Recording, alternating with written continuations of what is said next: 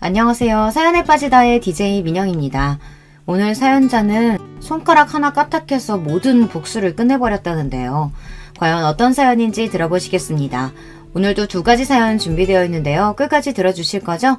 그럼 오늘의 사연 바로 시작할게요. 구독과 좋아요도 잊지 말고 꾹 눌러주세요. 안녕하세요. 저는 40대 여자입니다.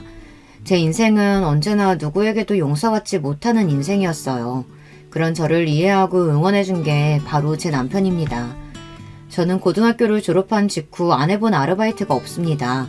편의점이나 커피숍은 기본이고 회사를 돌아다니며 녹즙을 배달하는 아르바이트까지 했어요. 그러다가 정착한 게 식당 일이었어요. 아르바이트를 하려고 들어갔던 국수집에 정착해서 지금까지 15년 가까이 일하고 있습니다. 식당 사장님이나 함께 일하는 직원들과는 가족처럼 지냈어요. 식당 가족 모두가 성실하게 일하는 저를 예쁘게 봐주셨거든요. 사실 저는 성인이 된 이후 가족이 없었어요. 저를 낳고 키워주신 부모님과 학업 문제로 의절을 하다시피 연락을 끊었거든요. 사실 부모님과 만나지 못한다는 게 힘들거나 슬프지는 않았지만 혼자 살다 보니 가끔 외로워지는 순간들이 있었어요. 그럴 때 제 곁에 있어줬던 분들이 바로 식당 가족들입니다. 어린 나이부터 혼자 월세방에 사는 제가 안쓰럽다며 매일 밥은 물론이고 반찬까지 해서 나눠주셨어요. 남편도 그 식당에서 만났어요. 남편은 식당 사장님 아들이에요. 남편은 직장 생활을 하면서도 자주 식당에 들러 밥도 먹고 부모님의 식당 일을 돕기도 했어요. 오랫동안 일하면서 매일 보다시피 하다 보니 어느새 둘이 정분이 났습니다. 그리고 얼마 뒤 저와 남편은 결혼을 했습니다. 저는 가족 같던 식당 가족들과 진짜 가족이 됐습니다. 그때의 기쁨을 말하자면 밤새 이야기해도 모자라요. 사실 결혼식 날 저는 너무 가슴이 아팠어요. 결혼하기 몇 달 전부터 친정 부모님께 연락을 드렸는데 제 결혼식 날 끝까지 오지 않으셨거든요. 그 절망적인 마음을 위로한 게 바로 남편과 시부모님입니다. 전륜이라는 게 그렇게 쉽게 끊어지는 게 아니다. 지금이야 부모님이 이해가 안 가고 원망스럽겠지만 언젠가 부모님도 마음 열고 널 이해해 주실 거야. 그럼 그때까지 우리를 부모라고 생각하고 언제든 기대고 의지하렴. 우리도 처음부터 너는 우리 딸로 생각했으니까. 나도 보란듯 멋진 사위 돼서 나중에 장인 장모님 뵙더라도 자랑스러운 사위로 보일 수 있게 할게. 너무 감사해요. 저도 딸 같은 며느리 될 수 있도록 항상 노력하며 살게요. 당신한테도 누구보다 자랑스러운 아내가 될게. 친정 부모님께 받지 못했던 애정과 관심을 저는 결혼하고 나서야 받을 수 있었습니다. 시부모님과 남편은 입이 마를 정도로 이야기를 해도 좋은 점밖에 없는 사람들이었어요. 그런데 그렇게 좋은 시댁에도 한 가지 걸림돌이 있었습니다. 바로 시동생이었어요. 시동생은 제가 결혼할 당시 로스쿨에 다니다가 검사로 임용돼서 연수원에 있었습니다. 언뜻 듣기로는 참 대단한 사람이에요. 중고등학교는 물론이고 대학에서도 1등을 놓친 적이 없는 수재였습니다. 그런데 성격도 1등으로 재수가 없었어요. 제가 처음 식당에서 일할 때 시동생은 한참 대학생이었는데요. 저를 볼 때마다 한심하다는 듯 쳐다봤습니다. 요즘은 개나 소나 다 대학 가는데 그런 대학도 못 가고 그 나이에 왜 식당에서 일해요? 집안이 지지리도 가난해서 머리가 엄청 나쁜가? 저를 보자마자 한다는 소리가 저랬어요. 너보다 나이도 많은 누나한테 말버릇이 그게 뭐야? 사람마다 다 자기 뜻이고 생각이 있는 거지. 너 빨리 사과 안 해? 에이, 수민씨 미안해요. 내 아들이지만 애가 철딱서니가 없어. 시어머니는 저에게 진심으로 미안해 하셨어요. 평생 공부만 했으니 저렇게 생각할 수도 있죠 뭐. 저도 지금까지 사회생활 안 하고 공부만 했으면 저렇게 생각할 수도 있어요. 이까지 국수가게에서 사회생활은 무슨. 나보다 몇 살이나 많다고 감히 내 앞에서 훈수질이야. 시동생은 남편과는 천지 차이였습니다. 한 배에서 나와 같은 부모 아래 자랐는데도 어쩜 저렇게 다른지 모르겠어요. 개념이 없어도 너무 없었습니다. 남편 말이 시동생은 어릴 때부터 공부는 잘했는데 원래 인성에 문제가 좀 있답니다. 공부 좀 잘한다고 뻐기는 정도가 아니라 강약 약강의 표본이었대요. 강한 사람 앞에서는 깨갱하고 약한 사람 앞에서는 큰 소리만 치는 사람이었죠. 시동생이 싸가지 없이 구는 게 제 앞에서만 하는 게 아니었어요. 본인 부모님에게도 마찬가지였어요. 이놈의 자식이 그만 못해? 이게 머리 좀 좋다고 오냐오냐 하니까 아주 버르장머리가 없어. 아빠도 저렇게 한심하고 불쌍한 애들만 맨날 데려다 쓰니까 평생 국수집밖에 못하는 거야. 남자가 자고로 큰 사람들하고 큰일을 해야지. 나중에 나 검사되고 부잣집에 장가갈 때 우리 국수집 하나 하는 거 그 여자가 싫다고 하면 바로 집 나갈 거니까 그런 줄 아세요. 저 자식이 평생 뜨거운 물 앞에서 국숙 삶아가지고 대학까지 보내줬더니만 말하는 꼬락서니 봐라. 너 같은 놈이 검사되면 이 나라 꼴이 참 잘도 돌아가겠다. 그놈의 국수 타령. 아버지가 할 줄 아는 거라고는 국수 끓이는 거밖에 없어서 국수 가게 하는 거면서 왜 나한테 이제 와서 핑계야. 지겨워. 시동생은 대학 때부터 자기가 검사가 되면 집을 나가겠다고 떠들었습니다. 부모가 코딱지만한 식당을 한다는 게 창피하다고요.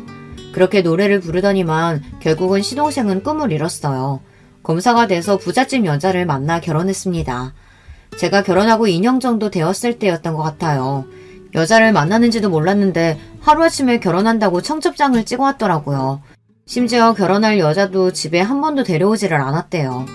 그때를 생각하면 지금도 기가 막힙니다. 아무리 집이 싫어도 그렇지 지금까지 키워주고 대학 등록금에 로스쿨 학비까지 다 받아가 놓고는 정작 결혼할 때 일말의 말도 없이 혼자 결정을 했더라고요. 막무가내로 결혼식 날짜를 통보하는 것도 모자라서 시부모님께 하는 행동이 선을 넘었어요. 둘이 아무리 좋아도 그렇지 어떻게 며느리 되래 얼굴 한 번도 못 보고 결혼식장에 간다니. 양가 모여서 조촐하게 상견례라도 해야지. 상견례 저도 하고 싶죠. 처가에서 집에 차에 결혼식장까지 다 해주시는데 저라고 상견례라고 안 하고 싶겠어요? 근데 지금도 봐요. 아버지는 상견례마저 조촐하게 하자고 하시잖아요. 그 정도 가지고 처가에 말도 못 꺼내요. 괜히 얘기했다가 저만 또 한 소리 듣는다고요. 그랬습니다. 시동생은 대리일 사이나 다름없었어요. 동선의 친정아버지가 사업을 크게 하시는데 그 집에서는 동서가 공주랍니다. 집안에 딸만 둘인데 부모님이 둘 다 공주처럼 키우셨대요. 동서 친정아버지는 딸들을 시집 보내기가 너무 아까워서 집안에 대리일 사위를 드리고 싶어 했답니다. 그래서 딸과 결혼만 하면 집에 차에 필요한 건 다 사주기로 했나 보더라고요. 대신에 자신들의 딸들에게 평생 충성하고 살 사위를 찾으신 거죠. 더군다나 동선의 집안에는 돈은 많아도 사자가 없답니다. 그래서 동서 친정아버지는 첫째 사위는 가난한 집에서 컸지만 서울대 의대를 나온 치과 의사를 얻었대요. 그 이후로 둘째 사위는 무조건 검사로 드리겠다고 하셔서 동서와 시동생이 만날 수 있었나 보더라고요. 연애를 제대로 한 것도 아니고 돈만 보고 남의 집 대릴 사이로 가는 주제에 뭐가 큰 자랑거리라고 둘째 너는 아버지한테 그렇게 큰 소리를 쳐. 결혼하기 전에 양가 만나서 인사하는 게 당연한 거지. 뭘 그거 가지고 호들갑이야. 그냥 우리 가게 하루 쉬고 가게에서 하면 되니까 어른들한테 말씀드려서 상견례 날짜 잡아. 엄마, 그걸 지금 말이라고 해요? 우리 처가 식구들이 어떤 사람들인데 좁아 터진 국수 가게를 데리고 와. 난 죽어도 못 데려오니까 그런 줄 알아요. 당시에 저도 그 자리에 있었는데 민망해서 말 한마디 제대로 못했어요. 제가 괜히 나서봐야 도움이 될 것 같지 않아서요. 사실 시동생에게 결혼한다는 말을 처음 들었을 때 시부모님은 많이 놀라기도 하셨지만 시동생에게 실망하신 것 같았어요. 신혼집이든 차든 시동생이 필요했다고 했으면 시부모님은 빚을 내서라도 해주실 분들이에요. 저와 남편이 결혼할 때도 시부모님은 없는 살림에 저희를 위해서 국수집 근처에 작은 빌라를 얻어주셨거든요. 물론 시동생도 작은 빌라 전세 가지고는 절대 만족할 사람이 아니다 보니 아예 시부모님께 이야기하지 않은 거겠지만요. 아무리 그래도 30년 가까이 키워주신 부모님에게 할 짓은 아니었습니다. 그날 일을 치고도 시동생은 결국 상견례를 하지 않았어요. 대신에 시동생과 동서될 사람이 시댁에 인사를 오는 걸로 마무리했죠. 시부모님은 상견례도 못하고 아들 결혼식을 치른다는 것에 많이 속상해하셨지만 그래도 동서될 사람이 시댁에 온다는 거에 기뻐하셨어요. 시어머니는 동서가 집에 오기 며칠 전부터 하루가 멀다 하고 시장에 가서 장을 봐왔습니다. 동서가 뭘 좋아할지 모르겠다며 이것저것 하실 수 있는 건 다 하셨습니다. 그날 시어머니는 모든 실력을 다 발휘해서 잔치상을 차리셨어요. 시아버지 생신 때도 그렇게 차리지는 않았던 것 같은데 엄청 신경을 쓰셨더라고요. 제가 다 세미날 정도로요. 어머님, 저 처음 결혼한다고 했을 때는 이렇게까지 안 해주셨으면서 동서 온다고 하니까 너무 많이 차리신 거 아니에요? 둘째 말이 안 그래도 애가 엄청 입이 짧은 데다가 결혼식 준비하면서 다이어트 한다고 더 안 먹는다잖아. 처음 만나는 건데 영 신경이 쓰여서 이것저것 하다 보니 많아졌네. 우리 큰며느리 생일 때도 내가 이렇게 차려줄 테니까 너무 샘내지 말어. 괜한 제 볼멘 소리에도 시어머니는 웃으시면서 제게도 똑같이 해줄 테니 걱정하지 말라고 하셨습니다. 그 모습을 보는데 저는 시어머니가 존경스러웠어요. 사실 아들을 뺏기는 거나 다름없는 결혼이다 보니 며느리도 안 예쁘고 사돈댁도 서운할 수 있는 일인데 어쩜 저렇게 차분하게 잘 넘기시는지 모르겠어요. 저는 진심으로 시어머니가 대단하다고 느껴졌습니다. 그런데 시어머니의 수고는 말짱 도루묵이 되었습니다. 시동생과 동서는 집에 오자마자 주스 한 잔 마시고 다른 음식은 손도 안 댔어요. 이유는 간단했습니다. 동서될 사람이 남의 집에서는 밥을 잘 먹지 못한다네요. 에이, 세아가 입맛이 없어도 조금이라도 먹어봐. 너희 시어머니가 평생 남의 밥만 만들어 장사한 사람이라 음식 솜씨 하나는 기가 막혀. 평소 말도 별로 없고 무뚝뚝하신 시아버지까지 나서서 동서에게 한술 뜨라고 여러 번 말했는데도 동서는 듣지 않았습니다. 제가 워낙 입맛이 까다로워서 아버지께서 인류 호텔 출신 주방장 집에 데리고 와서도 영 잘 먹지 않아요. 더군다나 요즘 다이어트 중이라 탄수화물은 아예 끊은 상태라 밥은 아예 안 먹고요. 순간 식탁에 둘러앉아 있던 가족들 모두가 입을 다물어 버렸습니다. 집안에 인류 호텔 출신 주방장을 불렀다는 것도 신기했지만 다이어트 때문에 시댁에 처음 와 인사를 하면서도 수저조차 들지 않는다는 것도 기가 막혔습니다. 동서, 아무리 그래도 조금이라도 먹어봐. 어머님이 동서해주고 싶어서 이 추운 날씨에 며칠 전부터 장보고 준비해서 차리신 거야. 아직 나이도 어리고 직장생활도 거의 안 해봤다고 하니 세성물정이라고는 모를 수 있습니다. 아무리 그래도 집에서 곱게 자랐다고 하니 기본 예절 정도는 배웠을 거잖아요. 어른들이 이 정도로 말하면 한 입이라도 먹어볼 만한데 동서는 보기보다 고집이 세더라고요. 제 드레스 아버지한테 졸라서 프랑스에서 직접 구해오신 거예요. 미리 구해오느라 이미 가방까지 다 맞춰둔 상태라 살찌면 저 그 드레스 못 입어요. 자꾸 먹으라고 강요하시면 다들 제 결혼식 망치려고 하신다고밖에 생각할 수 없네요. 아이, 요즘 세상에 밥 못 먹어서 굶는 사람이 어디가 있다고. 유난스럽게도 왜 그래요. 그만들 좀 하세요. 우리 수아씨 불편하겠네. 순간 얼굴까지 붉히신 시아버지께서 시동생에게 한마디 하려고 입을 벌린 순간 시어머니께서 시아버지의 손을 지그시 잡았어요. 그러고는 시동생과 동서에게 그만 돌아가라고 하셨습니다. 그래. 우리가 괜한 오지랖 부렸네. 얼굴 봤으니 됐다. 바쁠 텐데 그만 가보고 결혼식 때 보자. 동서와의 첫 만남은 생각보다 강렬했습니다. 잠깐 본 거긴 하지만 저와는 나이도 나이지만 여러 면에서 다른 사람 같았어요. 그런데 역시나 제 감이 맞았습니다. 동서는 저와 너무 다른 사람이었어요. 다른 정도가 아니라 맞는 게 하나도 없었습니다. 동서와 시동생이 결혼한 이후 시댁에는 많은 변화가 있었어요.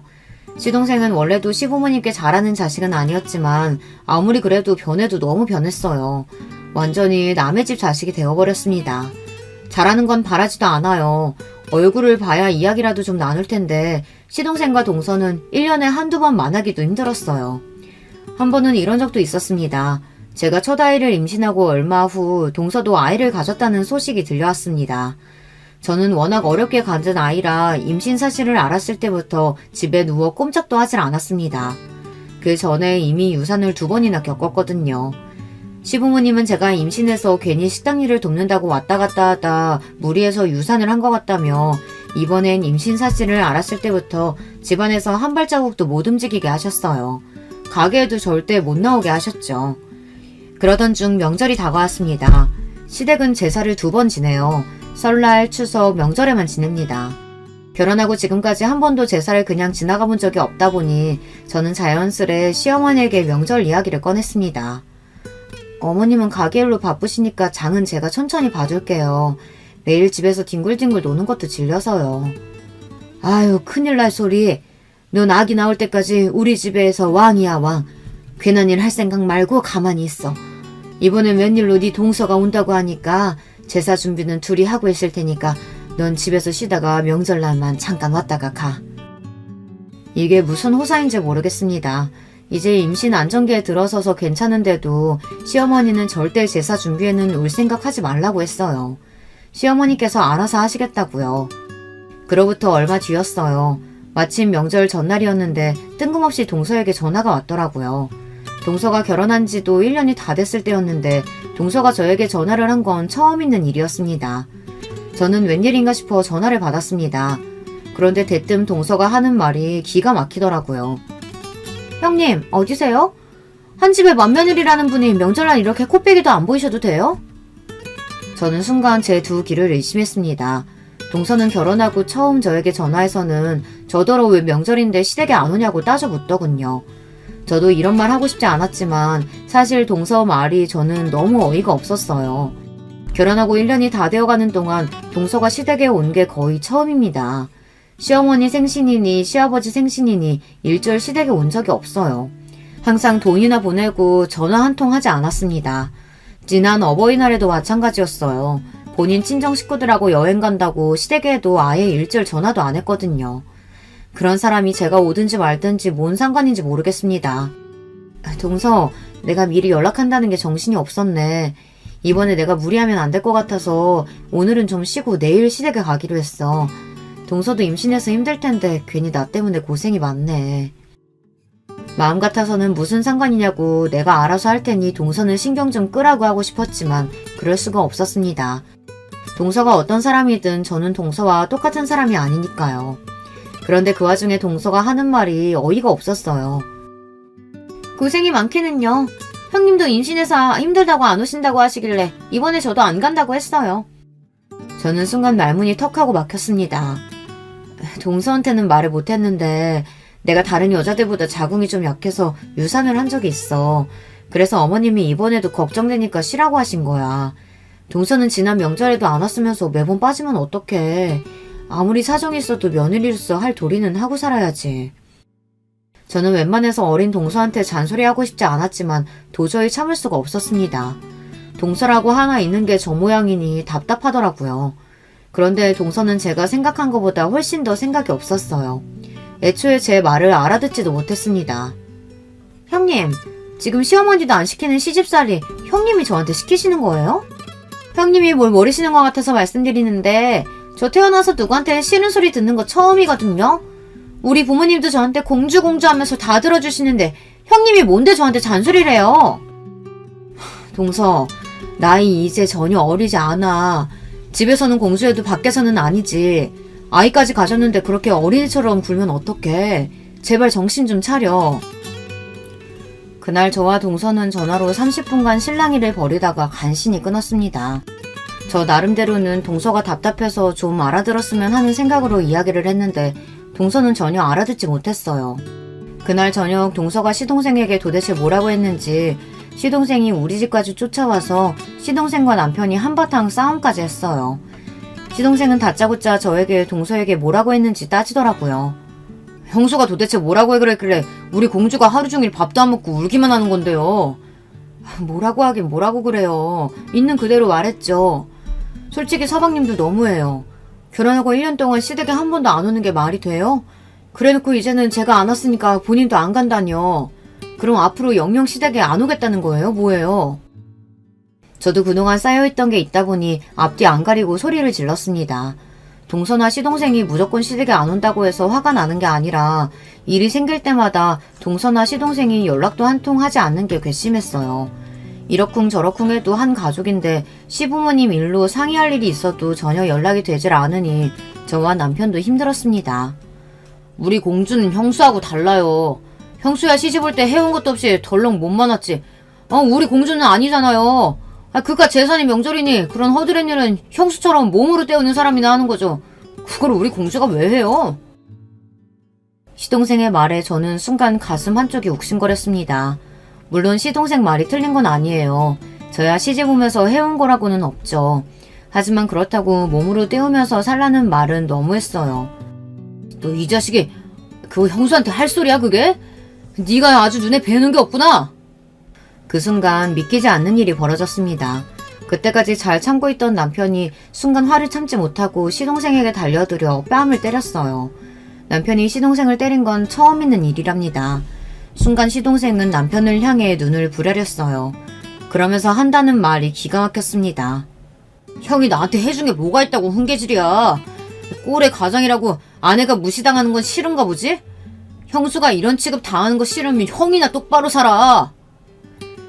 시동생의 말에 화가 덜 풀린 남편이 한 대 더 따리라고 하길래 제가 남편의 팔을 잡고 말렸습니다. 그만하라고요. 그러자 마찬가지로 더 화가 난 시동생이 눈을 부라렸습니다. 한 대 치니까 더 치고 싶은가 보지? 그래! 어디 한 대 또 때려봐! 내가 고소해서 콩밥 먹여줄 테니까! 사방님도 이제 그만해요. 동서 일은 내가 알아서 할 테니까 그만 가봐요. 저는 애써 남편을 말려서 진정시키고 시동생을 집으로 돌려보냈습니다. 그날 이후 시동생과 동서 그리고 저와 남편 사이는 틀어질 대로 틀어졌습니다. 같은 식구라고 서로 볼 일도 거의 없었어요. 둘 다 애들도 비슷한 시기에 임신해 낳아서 나이도 동갑이었는데 전혀 교류가 없었죠. 오히려 서로의 소식도 시부모님을 통해서 들을 뿐이었어요. 그러던 중 제 인생에서 가장 큰 시련이 다가왔습니다. 할 수만 있다면 그날로 돌아가 모든 걸 다 바꿔버리고 싶어요. 아들이 6살쯤 됐을 때예요. 남편이 회사 다니다 그만두고 저와 함께 시부모님이 하시던 식당을 물려받았어요. 남편은 사실 식당에서 일할 생각이 전혀 없었는데 시어머니께서 허리를 다치시는 바람에 식당을 접어야 하는 위기에 처했습니다.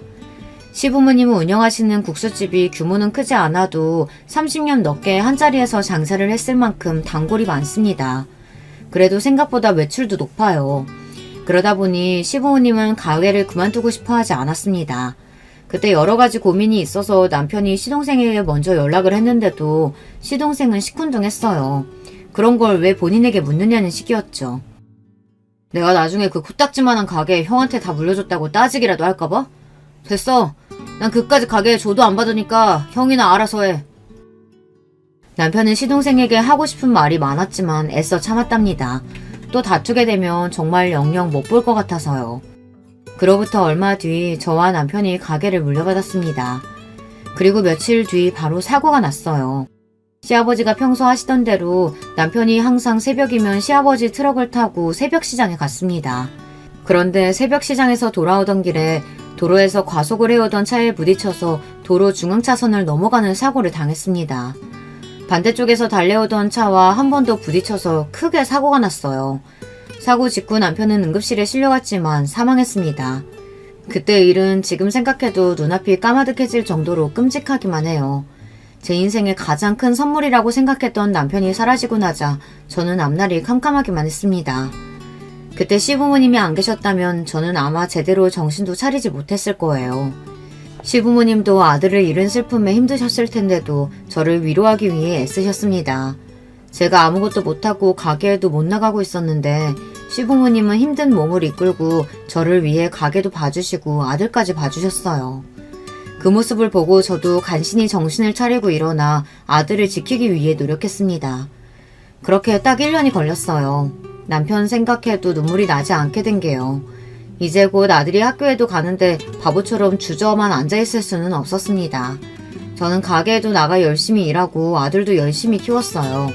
남편의 빈자리를 느끼지 않기 위해 하루도 쉬지 않고 열심히 살았습니다. 그러던 어느 날이었습니다. 웬일로 동서에게 연락이 왔어요. 저는 바쁜 와중에도 무슨 일이 있나 해서 전화를 받았습니다. 형님은 이제 아예 저랑 인연 끊기로 하셨나봐요? 우리 준영이 사립초등학교 합격한 거 뻔히 알면서도 어떻게 연락 한 번은 안 해요? 저는 웬 마른 하늘에 날벼락인가 했습니다. 남편 죽었을 때 장례식장에 얼굴 잠깐 비치고 사라져서 몇 달 만에 연락하는 주제에 제 안부는커녕 자기 아들 사립초등학교 합격 소식을 듣고도 왜 연락을 안 했냐입니다. 그 순간 아무리 마음을 추스르고 다잡아보려고 해도 쉴 새 없이 뛰어드는 심장을 가라앉힐 방법이 없더군요. 너무 화가 나서요. 배울 만큼 배웠다는 사람이 어쩜 저 모양일까요? 최소한의 기본 예절도 모르는 것 같았어요. 지금까지는 어른들도 계시고 손윗사람으로서 좋게 지내려고 했는데 이제 더는 저도 그럴 이유가 없었습니다. 동서, 준영이 사립초등학교 간 게 뭐가 대단한 일이라고 온 동네 사람들이 다 알아야 해? 동서가 나한테 연락을 안 했는데 내가 어떻게 알아? 어머, 대단한 일이 아니라고요? 형님이야 그 비리비리한 동네에서 애 키우느라 몰랐겠지만 이 동네는 안 그래요. 우리 준영이 사립초 보내느라고 저나 애 아빠가 얼마나 고생이 많았는데. 암튼 주말에 사람들 모아놓고 파티하기로 했으니까 준호도 데리고 같이 오세요. 듣는 내내 내가 거기 왜 가냐고 쏘아붙이고 싶은 걸 참느라 혼났습니다. 그런데 그런 와중에 동서가 끊기 전에 한마디를 톡 쏘더라고요. 형님 안 오시면 어머님이 또 제가 형님 초대 안 한 줄 알고 난리치시니까 꼭 오세요. 안 오시면 준호랑 준영이 동갑인데 우리 준영이만 잘 나가서 샘나서 안 오시는 거라고 할 거예요. 동서는 여전했습니다. 자기 할 말만 뱉어놓고 전화를 끊어버렸어요. 그럴 때 보면 나이를 도대체 어디로 먹었는지 모르겠어요. 제 마음 같아서는 동서고 족하고 파티에 가고 싶지 않았어요. 그래도 저는 동서와 다른 사람이니 똑같이 굴면 안 된다는 생각이 들었습니다. 저와 아들이 파티장에 나타나지 않으면 시부모님도 저를 걱정하실 것 같기도 했고요. 대신에 마음의 준비를 단단히 하고 동서네 집에 갔습니다. 마음을 굳게 먹고 동서가 무슨 말을 하든지 대수롭지 않게 여기기로 했어요. 그런데 동서가 어디 보통 년인가요? 1년 만에 만났는데도 여전히 재수없더라고요. 저와 아들은 지하철을 타고 강남의 비싸기로 유명한 동서네 아파트에 도착해 1층 현관에서 초인종을 눌렀습니다. 그런데 몇 번이고 초인종을 눌렀는데도 현관이 열리지를 않았어요. 저는 아무래도 이상하다 싶어 핸드폰으로 동서에게 전화를 걸었습니다. 시끌시끌한 상황에서 전화를 받은 동서는 오히려 저에게 왜 안 올라오고 자꾸 초인종을 누르냐고 화를 냈습니다. 동서, 내가 한참 전부터 1층에서 계속 초인종 누르는데 문이 안 열려. 그러니까 들어갈 수가 없지. 안 그래도 날씨가 더워서 온몸에 땀투성이라 저나 아들이나 둘 다 힘들었어요. 그런데 동서가 제 말을 듣더니 뭐가 그렇게 재밌는지 빵 터져서 소리까지 내며 깔깔 웃더군요. 그러더니 하는 소리가 가관이었습니다. 어머 형님, 우리 집에 오는 손님들은 다들 차 가지고 오셔서 당연히 지하주차장으로 들어오는 줄 알고 제가 계속 지하주차장 현관 열었지 뭐예요. 죄송해요. 동서는 제가 지하주차장에서 초인종을 누른 줄 알고 계속 지하주차장 쪽 현관을 열었답니다. 저는 기가 막혔어요. 남편이 죽고 나서 우리 집에 운전하는 사람이 없는데 지하주차장이라뇨. 사람을 가지고 놀아도 유분수였습니다. 더군다나 말로만 죄송하다고 할 뿐이지 전혀 미안해 보이지도 않았어요. 오히려 더 신이 나서 깔깔거리는 것 같았습니다. 내가 운전도 안 하는데 지하주차장에 있을 리가 있어? 이제라도 알았으면 빨리 문 열어. 더워서 쪄 죽을 것 같아. 날도 더워 죽겠는데 동서의 개소리까지 듣고 있으려니 성질이 마구 돋더군요. 저는 현관 카메라에 대고 인상을 잔뜩 찌푸렸습니다. 그러자 동서가 하는 말이 더 가관이었어요. 아, 우리 형님이 젊어서 고생만 하시더니 아주 까칠해지셨네. 알았어요. 바로 열어드릴게요. 그제야 문이 열리길래 저와 아들은 이마에 송골 맺힌 땀을 손등으로 닦으며 안으로 들어갔습니다. 동서의 집에 들어선 순간 저는 그냥 오지 말았어야 했는데 괜히 왔다 싶었습니다. 고작 이제 초등학교 입학하는 애 축하 파티가 이렇게 거창해도 되는 건가 싶을 정도로 부담스럽더라고요. 온 집안에 현수막에 풍선이 가득했고 거실에는 30명은 좋게 먹을 수 있는 양의 출장 뷔페가 깔려 있었어요. 거기다가 행사 진행하는 MC에 유명 DJ까지 불렀더라고요. 유난도 그런 유난이 없었습니다. 그때였어요. 저와 아들을 발견하신 시부모님께서 한달음에 저희 쪽으로 달려오셨습니다. 아이고, 우리 며느리랑 준호 왔네. 우리 애기들 너무 보고 싶었다. 시어머니께서 눈동자에 눈물이 그렁그렁해서 달려오시는데 저까지도 눈물이 왈칵 차오르더군요. 시어머니께서는 결혼했을 때부터 항상 저에게 우리 애기라고 부르셨어요. 아들을 낳고 나서는 우리 애기들이라고 부르셨고요. 오랜만에 그 소리를 듣는데 마음이 울컥했습니다. 어머니, 아버지, 제가 정신이 없어서 연락도 자주 못 드렸어요. 죄송해요. 아니다. 우리 며느리 혼자 얼마나 힘든지 다 아는데 무슨 그런 소리래. 우리가 더 도와주지 못해서 항상 미안하지. 시부모님은 여전히 저와 제 아들 걱정만 하셨습니다. 바로 조금 전까지만 해도 이 집에 온 게 후회됐었는데 시부모님을 뵙자마자 그래도 오길 잘했다 싶었어요. 그 순간 말도 안 되게 거추장스러워 보이는 드레스를 입은 동서가 제 쪽으로 다가왔어요. 그러더니 세상 우아한 얼굴을 하고 잘난 척 인사를 하더군요. 형님, 안 오실까봐 얼마나 걱정했는지 몰라요. 준호야, 준영이 저쪽 방에서 애들하고 놀고 있으니까 가봐. 그 방에 재밌는 거 무지 많아. 시부모님께 치유받은 마음이 동서를 보자마자 확 식어버렸습니다. 더군다나 시부모님께서 저를 챙기시는 모습이 마음에 안 들었는지 굳이 저와 시어머니 사이로 파고들어와 시어머니를 끌고 나가려고 했어요. 어머니, 제가 오늘 위해서 얼마나 준비 많이 했는지 아시죠? 얼른 저랑 같이 나가서 케이크 잘라요. 아버님도요. 여우 같은 동서녀는 저에게 보란 듯 양쪽에 시어머니 시아버지 팔짱을 끼고 거실 쪽으로 향했어요. 그 모습을 보는데 저는 절로 미간이 구겨졌습니다. 옛날에도 저랬어요. 시부모님이 저에게 더 잘해주시고 챙기는 것 같으면 얼마나 샘을 냈는지 몰라요. 저는 애써 고개를 흔들었습니다. 대충 밥만 후딱 먹고 돌아가야겠다 싶었죠. 그런데 하필이면 그때 일이 벌어졌습니다. 출장 뷔페 직원이 케이크를 가지고 나오는데 제 아들이 방에서 나오다가 저를 보고 신이 나서 달려나오다가 그만 케이크를 들고 있던 직원이랑 부딪힌 거예요. 그 순간 와당탕 소리와 함께 케이크를 들고 있던 직원이 뒤로 휘청이다가 케이크를 바닥에 떨어뜨리고 말았습니다. 이게 뭐야? 바닥에 떨어뜨린 케이크도 케이크였지만 동서의 고함에 거실에 있던 사람들은 더 놀랐습니다. 생각지도 못한 일에 당황한 저는 곧장 아들에게 달려가려고 했어요. 그런데 그때였습니다.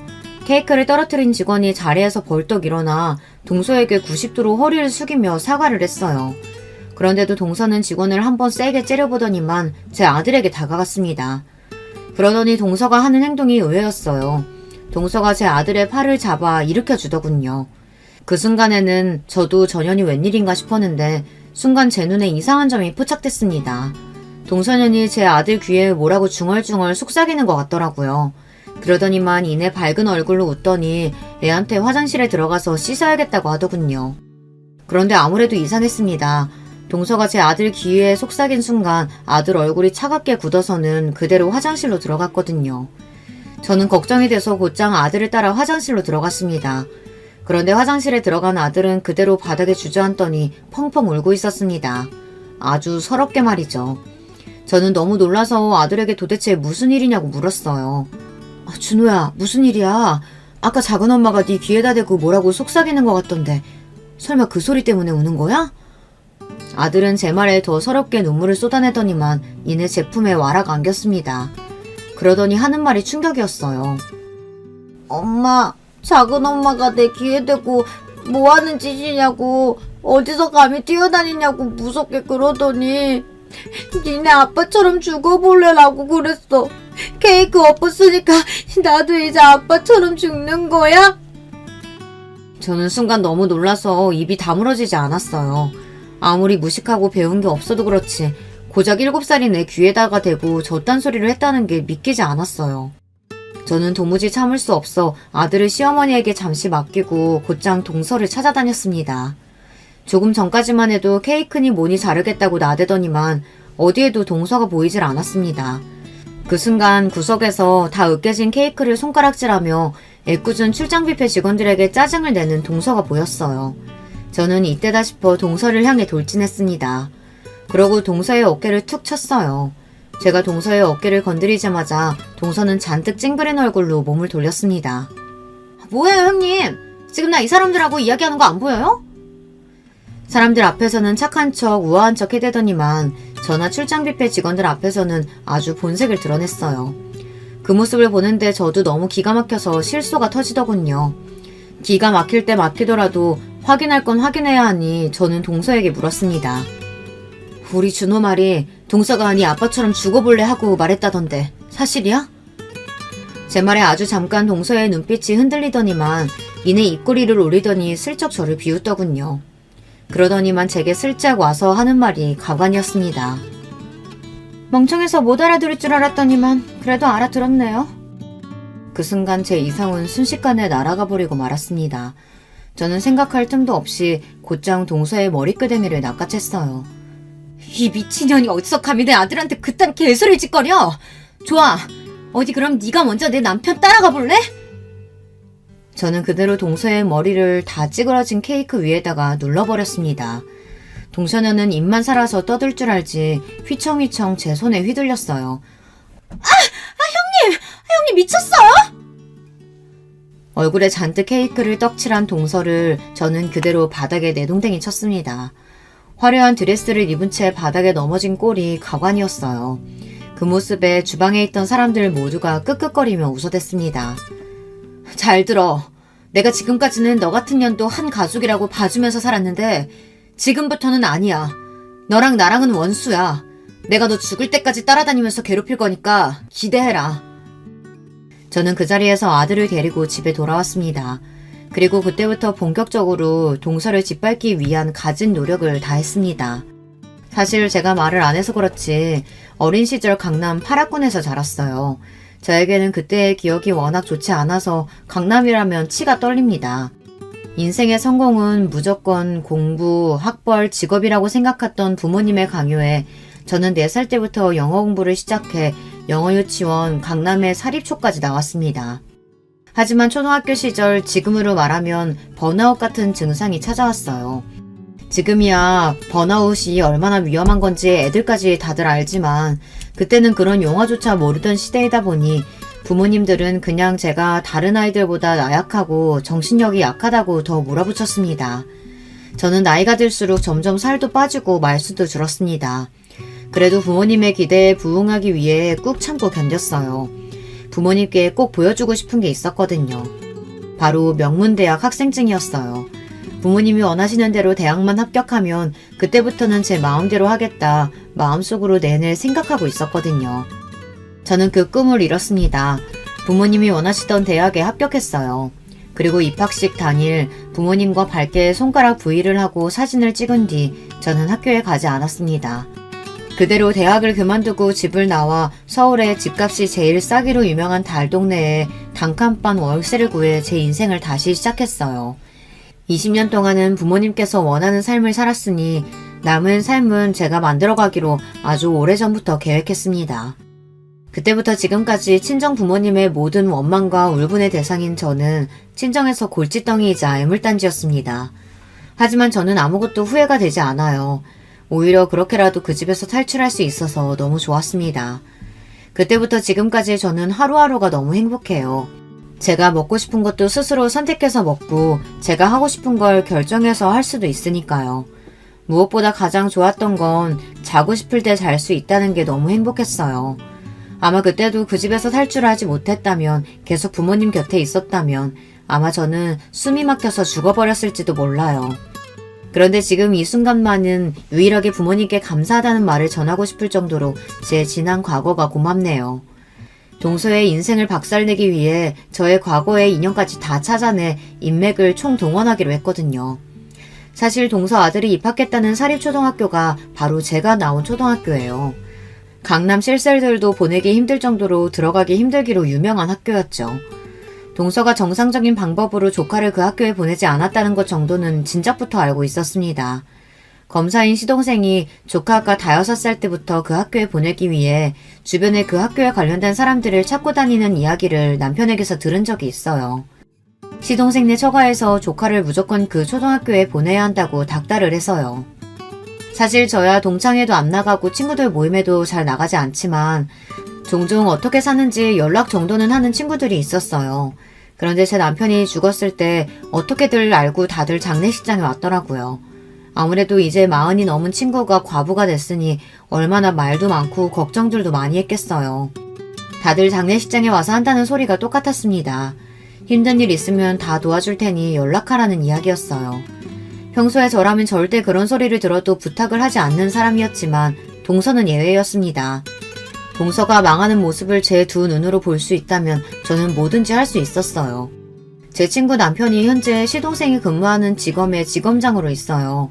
더군다나 국민학교 시절 저와 제일 친했던 친구는 교육청 장학사입니다. 저는 동선의 집을 나오자마자 바로 그 친구들에게 전화해 사립초등학교 입학 비리에 대해 제보했습니다. 그리고 저는 지검장을 남편으로 둔 친구에게 연락해 조만간 그 지검의 검사가 자기 아들을 사립초등학교에 청택해서 입학시켰다는 기사가 날 거라고 살짝 흘렸습니다. 말도 안 돼. 그런 기사 한번 잘못 나면 지검은 물론이고 우리 남편한테까지 피해가 얼마나 많은데 그 검사 이름이 뭐야? 역시나 제 예상대로였습니다. 친구는 자기 남편 앞길에 똥물이 튀기는 그 검사 이름이 뭐냐고부터 묻고 따졌습니다. 저는 곧장 시동생 이름을 알려줬어요. 기사 나가기 전에 빨리 지방으로 발령을 내든 자르든 어떻게든 해서 내보내. 그래야 너희 남편 피해 안 본다.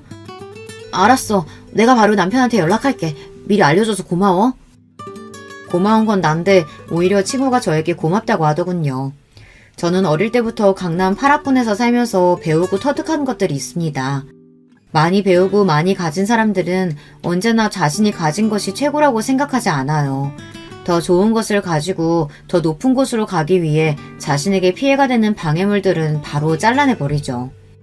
제가 지검장 아내인 친구에게 연락하고 난 뒤 시동생은 지방 발령을 전달받았다고 친구에게 들었어요. 저는 절로 웃음이 났습니다.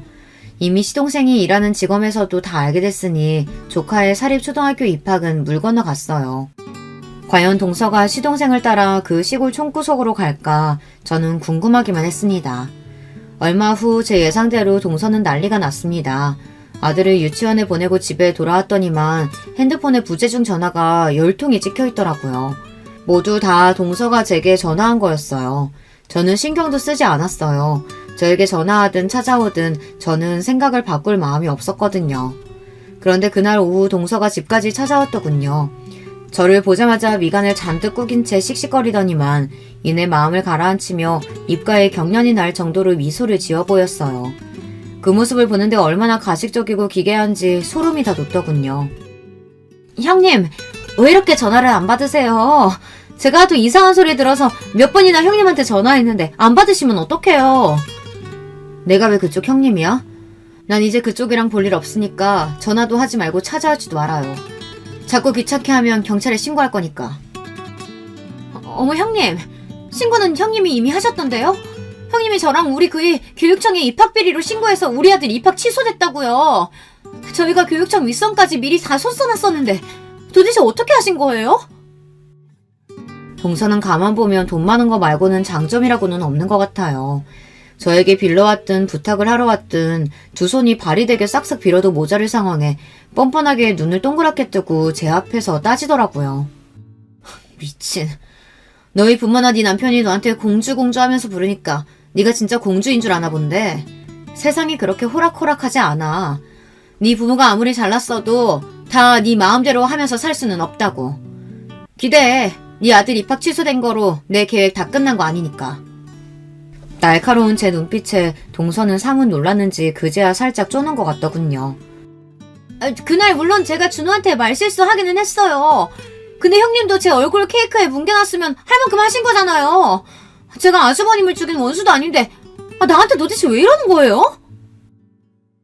동서는 그 잘난 주둥이로 제 남편을 거론했습니다. 정말 봐줄래야 봐줄 수 없는 년이에요. 네가 아직도 정신을 못 차렸구나. 너나 네 남편 그리고 너네 집안까지 내가 아주 탈탈 털어서 망가뜨릴 거니까 그런 줄 알아. 다시는 내 앞에 나타나지 마. 저는 그대로 동서를 밖으로 내쫓아 버렸습니다. 동서는 하참이나 우리 집 현관을 두드리며 문을 열어달라고 했지만 저는 만나주지 않았어요. 그리고 그 이후에도 동서의 연락은 일절 받지 않았습니다. 세상 일이라는 게 참 웃겨요. 저는 아주 작은 물고 하나만 열었을 뿐인데 그 이후부터는 제가 뭘 하지 않아도 알아서 정리가 다 되더라고요. 얼마 뒤 시동생은 검사직에서 파면됐어요. 시동생이 아들 입학 비리 문제로 지방근무 발령을 받았는데 시동생이 거부했나봐요. 처사가 부당하다고요. 그리고 얼마 뒤 명령에 불복종했다는 이유로 화가 난 제 친구 남편인 지검장이 시동생을 탈탈 털었답니다. 사실 사람이라는 게 작정하고 털면 나오는 게 한두 개가 아니잖아요. 시동생은 입학 비리뿐만이 아니라 시동생의 처가 식구들, 즉 동서의 친정 식구들 사건에 피해 사실이나 증거를 은폐해준 증거가 수도 없이 나와 그 이후로 파면이 됐습니다. 그 일로 동서 친정 식구들이 운영하는 회사나 가게들이 줄줄이 조사를 받고 있어요. 저는 별로 한 게 없는데 어쩌다 보니 제 손에서 동서네 집안을 몽땅 다 풍비박산 내버리고 말았네요. 주변 지인들은 혹여나 제가 그 일로 동서나 시동생에게 해라도 당할까 걱정하기도 하지만 사실 지금 동서나 시동생은 저까지 신경 쓸 겨를이 없어요. 시동생 일로 동서 친정 부모님이 화가 나서 동서와 시동생에게 지원했던 집이나 차까지 모두 다 뺏어갔나 보더라고요. 지원도 일체 다 끊고요. 동서는 평생 살았던 강남을 벗어나 현재 시댁에 들어와 살고 있다네요. 얼마 전 시어머니에게 연락이 와서 저도 알게 됐어요. 다 뿌린 대로 거두는 거라고. 자기들이 벌인 일 벌 받는 거니까 그네 너는 일절 신경 쓸 거 없어. 당분간 내가 데리고 있으면서 저것들 사람 만들어 볼 테니까 너는 아무 걱정하지 말고 우리 준호랑 행복하게 살아라. 필요한 일 있으면 언제든 얘기하고.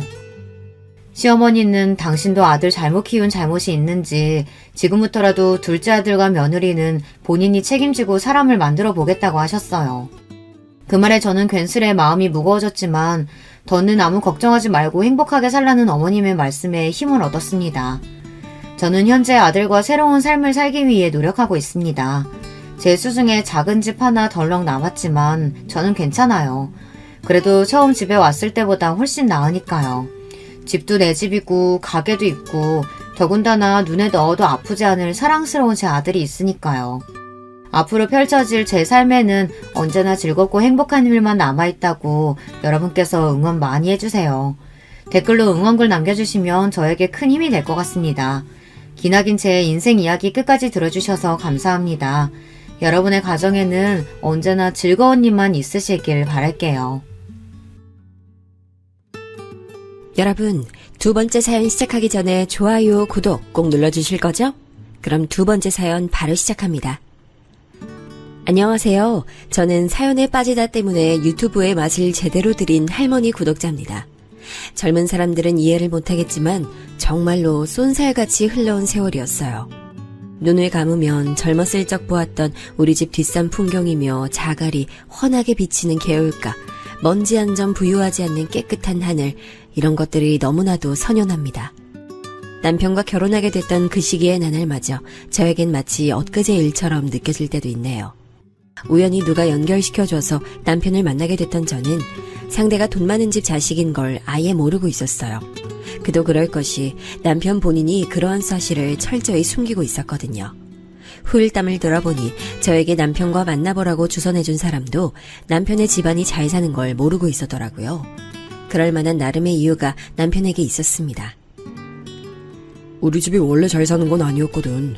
한땐 정말 가난해서 풀 뜯어먹고 살았던 적도 있었을 정도야. 우리 아버지가 어쩌다가 투자해서 엄청난 성공을 거둬서 돈방석에 앉게 된 건 10년 정도밖에 안 됐는데, 그러고 나서 나도 자연스레 새로운 인간관계들을 만들어 나갔거든.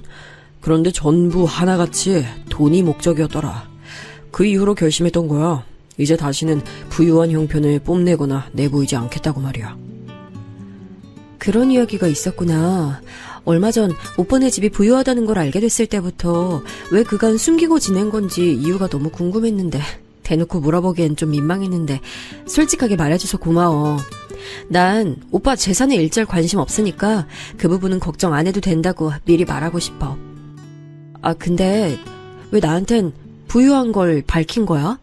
더 오래 숨겨도 나는 눈치 못 챘을 텐데. 바로 이러니까 밝힌 거야. 송윤자, 나는 너처럼 탐욕 없고 소박하고 수수한 여자를 내 인생에서 다시 만나지 못할 거라고 확신해. 그렇게 너한테 사내답게 내 진실을 밝히고 다 내어 보이고 나서 결혼하자고 하고 싶었어. 뭐라고? 오빠 지금 결혼이라고 했어? 아, 그 멋진 마음에 내가 초를 치는 것 같아서 미안한데 난 오빠하고 결혼 못해. 얼마 전에 오빠 집안이 잘 산다는 걸 밝혔을 때부터 난 오빠하고 결혼까진 못하겠다고 속으로 그렇게 생각했어. 날 오빠네 가족들이 받아줄 것 같아? 특히 오빠 평소에 모친 사랑을 독차지한 아들이라고 스스로 뽐냈잖아. 그 모친이 나를 당신의 금쪽 같은 아들의 배우자로 받아들여 주실까? 난 힘들다고 봐. 하지만 남편은 뜻을 꺾으리라는 제 예상을 뒤집고 며칠이 지나자 다시 저에게 결혼 이야기를 꺼냈습니다. 물러설 생각이 없다는 것이었죠. 저는 그 강단에 마음이 흔들렸어요. 결국 남편이 정식으로 청혼을 했을 때 승낙하고 말았습니다. 앞으로 어떤 역경이 온다고 해도 제가 선택한 길에서 꿋꿋하게 버티리라는 다짐을 스스로 했고요. 그러나 시어머니께서는 만만치 않은 분이셨어요. 예상은 했지만 그 수준을 웃도는 분이셨거든요. 나 원참 어디서 개풀 뜯어먹는 별 희한한 소리가 들려오네. 우리 집 하나뿐인 아들하고 네가 뭘 어쩐다고? 결혼? 주제 파악을 못해도 앵간히 못해야지. 말이나 된다고 생각하는 거야?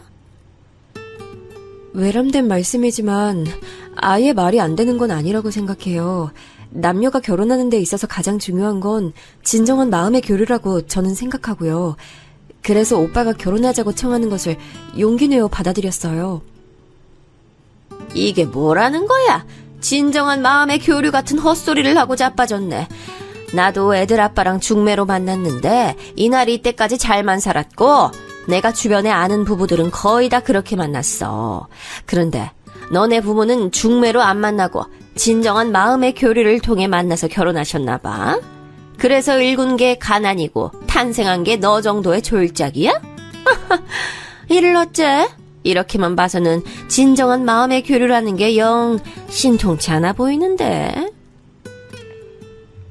그때 제가 직접 거울을 보진 못했지만 모르긴 몰라도 제 얼굴은 잘 익은 사과보다 더 새빨갛게 달아올랐어요. 이왕 마음먹은 것 무조건 당차게 밀고 나가볼 작정이었건만 시어머니의 기세등등한 새치연 올림 앞에서 저는 금세 작아졌습니다. 감히 저 같은 게 당신의 아들 옆에 있다는 것만으로도 화가 나신 듯 시어머니께선 저를 보며 일을 가셨습니다. 이토록 결사반대를 하시니 이 결혼은 어렵겠다는 생각이 들었어요. 저는 그렇게 남편과 헤어지려고 했죠. 그러나 남편이 여기서 황소고집을 피울 줄은 그 아무도 예상 못한 바였습니다. 설마 남편이 자기 모친 앞에서 바닥에 엎어져서 무슨 5살 먹은 어린애가 떼를 쓰듯 울고불고 할 줄은 몰랐어요. 아, 엄마, 나 진짜 이 결혼하고 싶단 말이야. 엄마가 자꾸 이렇게 반대한다 그러면 나 머리 아파서 콱 알아두어버릴 거야. 그러다가 나 기력 소진하고 탈진해버리면 엄마가 책임질 거야. 아유, 우리 아들이 왜 이럴까? 아유, 엄마가 더 이상은 반대 안 할 테니까 그만 바닥에서 일어나. 얼른. 지금 바닥 차가워서 자칫하면 감기 걸려요. 응? 아유, 우리 아들 착하지? 남편이 울고불고 소리를 질러대니까 시어머니께서는 금세 백기를 드셨습니다. 자식 이기는 부모 없다는 것의 표본을 이날 목도했네요. 시어머니께서 아무리 제가 탐탁지 않으셔도 결혼한다는 당사자 아들이 제가 좋다고 난리를 피우니 도저히 별 수 없으셨던 거예요. 마지못해 허락을 하시면서도 시어머니께서는 제 쪽을 살벌하게 노려보셨어요. 제가 남편이 그렇게 행동을 하도록 사주했다고 여기신 모양이었죠. 하지만 분명하게 밝혀두는 건 그건 남편의 독단이었습니다. 저는 그 누구보다도 남편의 유아퇴행적인 만행에 놀란 사람이었으니까요. 철부지 같은 모습에 저는 깜짝 놀라버렸고 그걸 또 받아주시는 시어머니의 모습에 더더욱 놀랐죠. 결혼 생활이 갑자기 걱정됐어요. 그리고 저는 결혼하고 나서 분위기를 살피며 적응해 나갈 기간을 갖지 못했죠. 왜냐하면 금세 제가 임신을 했거든요. 그리고 이때부터 이미 저는 남편에 대한 신뢰를 크게 상실했습니다. 분명 결혼 전에는 저에게 낭만을 바치던 남자였는데 결혼하고 제가 임신하자마자 마치 다른 사람이 된 것처럼 돌변했고 저는 속수무책으로 낙동강 오리알 신세처럼 되어버렸어요. 남편은 내내 밖으로 나가돌면서 집안일에는 일절 관심 없는 남자였습니다. 결혼하고 나서 저만의 가정이 생기는 것이니 화목한 일상을 누릴 줄 알았건만 실상은 더욱 외로워졌어요. 제가 임신한 생명이 아들이 아니고 딸이란 것이 밝혀졌을 때부턴 더 그렇게 됐고요. 딸년 가진 주제에 뭘 잘했다고 대접을 원해? 어디 주제를 모르고 감히 설거지하기 싫은 눈치를 보는 거야? 그게 아니라요, 어머님. 제가 오늘은 유독 허리가 너무 아파서 그랬어요. 조금만 더 앉아있다가 바로 설거지 할게요.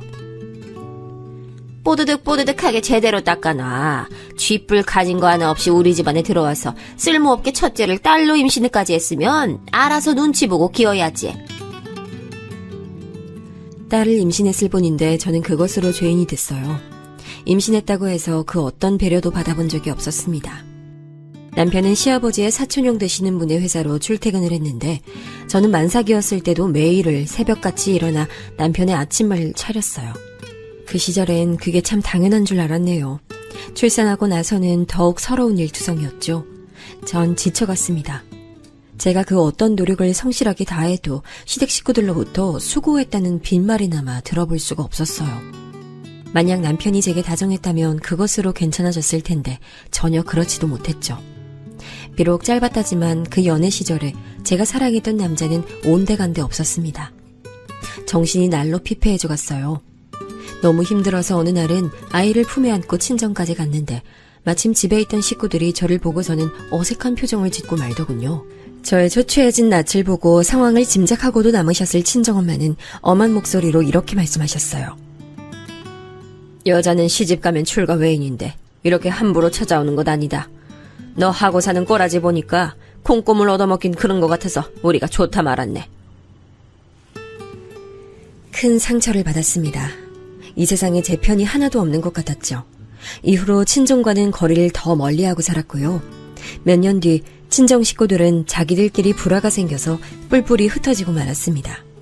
당시엔 그런 개념이 희박했는데 지금 와서 돌아보자면 저는 우울증을 앓고 있었어요. 직간접적으로 누가 죽었다는 소식을 들으면 가장 먼저 부럽다는 생각부터 들었죠. 늘 일 때문에 바빠서 두문불출하시는 존재감 없는 시아버지, 딸난 죄를 아들을 낳아서 씻길 종용하시는 시어머니, 뻔뻔스레 밖으로 나돌며 하고 싶은 거 다 하고 사는 남편, 저에게 호의적인 적 한 번도 없었던 다른 시댁 식구들까지 저는 언제나 외롭고 고독할 수밖에 없었네요. 저도 둘째로 아들을 임신하고 싶었지만 애석하게도 다시 임신되는 일은 없었습니다. 딸이 학교 입학을 목전에 둔 7살이 되도록 둘째 소식이 없자 시어머니께선 저를 무척 한심하게 보셨죠. 이미 너무 지쳐 있었기 때문에 지렁이는 발표도 꿈틀거리지 못했습니다. 그저 봐도 못 본 척, 들어도 못 들은 척이나 했죠. 그러던 때 한 줄기 빛이 내리쬐었으니 그것은 바로 의사소통이 또래보다 월등했던 딸이 자기 할머니를 향해 입을 열기 시작했어요. 할머니는 혼자 밥 못 먹어요? 왜 우리 엄마한테 밥 차려달라고 자꾸 그래요? 이 할미한테 궁금한 게 많나 보구나. 재산 한 푼 안 들고 온 데다가 애 낳는 것까지 똑바로 못하는 며느리인데 시엠이 밥상이라도 잘 차려야 해서 그렇단다. 그냥 할머니 안 오면 안 돼요? 할머니 오면 우리 엄마 고생한단 말이에요. 그리고 우리 엄마랑 저랑 할머니 댁 가는 것도 안 할래요. 할머니는 우리 안 좋아해. 우리 괴롭히려고 부르는 거야. 순수한 동심의 눈으로 바라본 시어머니의 모습은 그런 거였나 봐요. 어느 날 저희 딸이 내던진 말에 저도 놀랐고 시어머니께서 경악을 했죠. 저는 딸이 갑자기 왜 이러나 싶어 어쩔 줄 몰랐지만 내심 속으론 시원하다는 감상을 뱉었네요. 제가 끙끙 앓으며 보내온 지난 세월을 똑 부러지는 딸을 통해 보상받는 것 같다는 생각마저 들었고요. 우울증으로 허덕이고 있었던 저를 딸이 많이 도와줬습니다. 어렸을 때부터 엄마보다 나은 딸이었어요. 유독 추운 한파가 예고되어 있던 겨울의 초입, 시어머니께서는 그 어느 때보다 많은 김장을 계획하셨고 전부 다 제게 떠넘기셨는데요. 시댁의 방에서 놀고 있던 딸이 문득 뒷마당으로 나와봤다가 저를 발견하고는 즉각 시어머니께 소리를 질렀습니다. 할머니 나빠! 왜 우리 엄마한테만 힘든 거 시켜요? 못된 마귀 할멈! 뭐라고?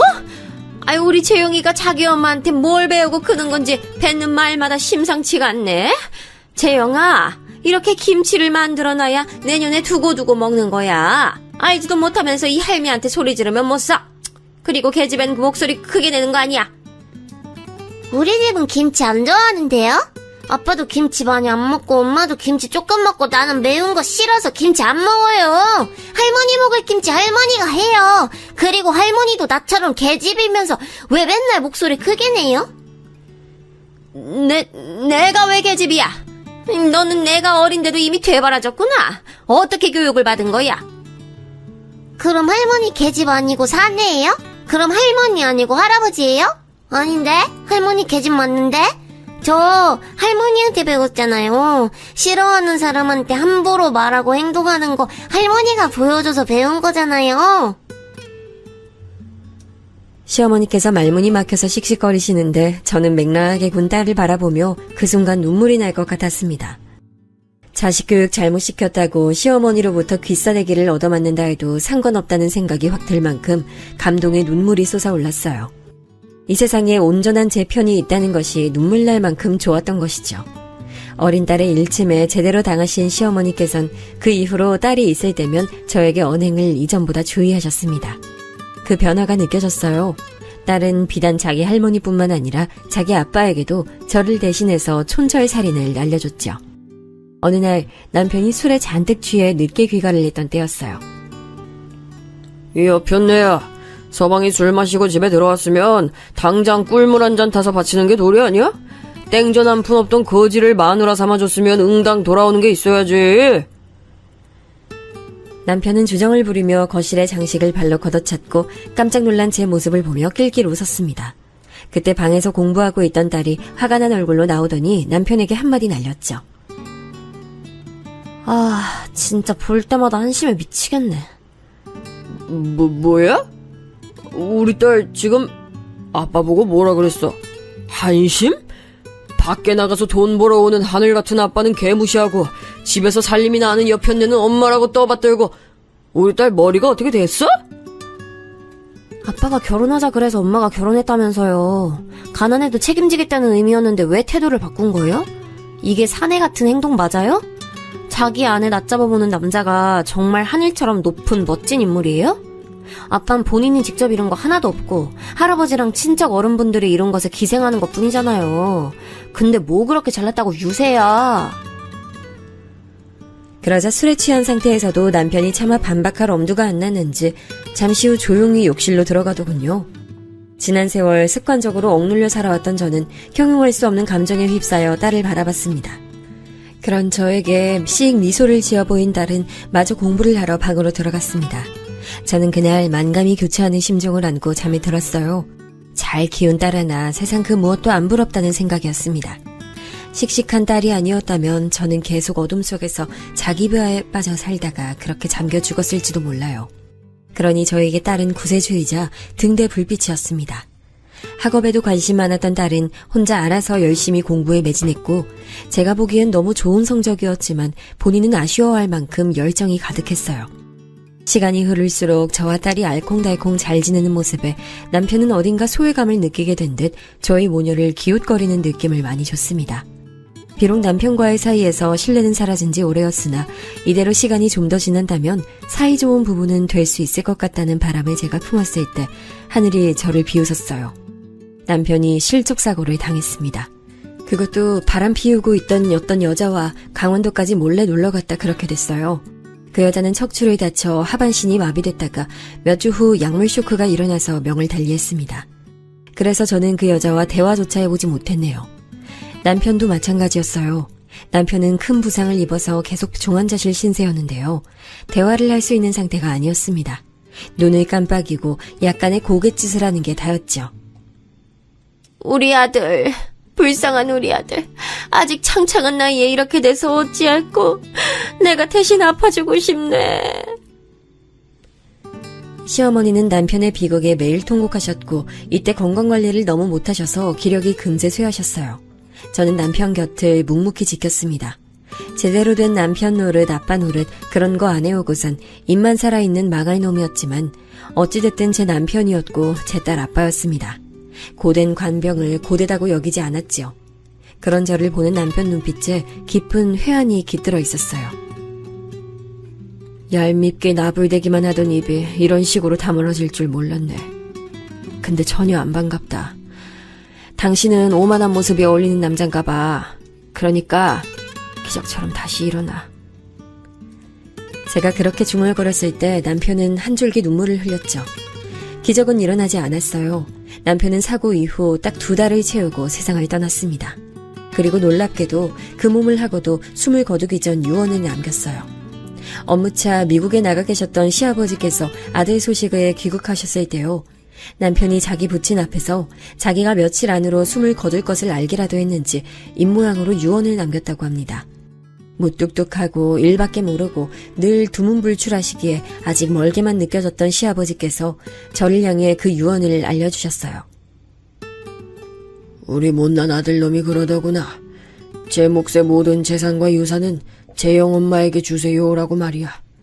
상태가 안 좋은데도 그것만은 나한테 또렷하게 전달하려고 어찌나 애를 쓰던지. 듣자마자 제가 바로 주저앉았습니다. 남편을 처음 만났던 순간부터 시작해 모든 지난 나날이 스쳐가더라고요. 바닥에 엎어진 채로 대성통곡을 했습니다. 태어나서 그렇게 많이 울어본 적이 없었어요. 제 옆엔 당연히 딸이 있었습니다. 서로를 의지하며 그 순간을 이겨냈네요. 시아버지께서는 아들을 그렇게 이루시고 인생 전반에 대한 많은 고찰을 하신 듯 보였어요. 다 내려놓은 뒤 미국 한적한 동네에 가서 사실 계획을 가지신 듯 했거든요. 시어머니께선 남편이 떠난 이후 생기를 찾지 못하셨는데 그 모습이 이빨 빠진 호랑이 같아서 마음이 착잡했습니다. 내가 어제 네 시애비에게 그랬어. 이왕 우리가 다 내려놓고 떠날 것 같으면 줄 수 있는 재산 며느리에게 넘기고 가자고 말이야. 네? 저에게 전 재산을 주시겠다니 전 못 배워먹어서 돈 관리 같은 거 몰라요. 누군 처음부터 그런 거 할 줄 안다니. 상황 되면 다 배우는 거지. 넌 너보다 나은 딸 두었으니까 어떻게 해서든 잘하고 살겠지. 난 이제 여기 생활 접으련다. 이 큰 집도 차도 다 부질없어. 그간 네가 고생 많았어. 우리 아들 마지막 때 최선을 다해 그 곁을 지켜줘서 그게 참 고맙다. 시어머니께서 허공을 응시하며 하시는 말씀을 저는 그저 경청하고 있었습니다. 남편이 떠난 이후 너무 많은 게 바뀌고 있었어요. 몇 달이 지났을 때 저는 시부모님께서 넘겨주신 것들로 재산가가 되어 있었습니다. 여러 상의를 거친 끝에 저는 부동산을 매입하는 형태로 그 가치의 재산을 소유하게 됐고요. 시부모님께서는 영영 미국으로 떠나버리셨어요. 남겨진 저는 이 모든 과정을 거치고 나자 그제야 진통을 앓기 시작했죠. 긴장이 다 풀린 모양이었는지 며칠이나 끙끙 앓았어요. 털고 일어날 수 있었던 건 딸이 제 곁에 있었기 때문일 테지요. 저는 딸 하나만 있으면 세상 그 무엇도 그 어떤 변화도 두렵지 않다는 것을 알았습니다. 딸의 손을 꼭 잡고 걸어가는 미래를 기대하기로 했어요. 좋은 대학을 나온 딸은 직장을 잡더니 연애도 시작했고요. 저와 둘이서 여기저기 여행도 많이 다녔습니다.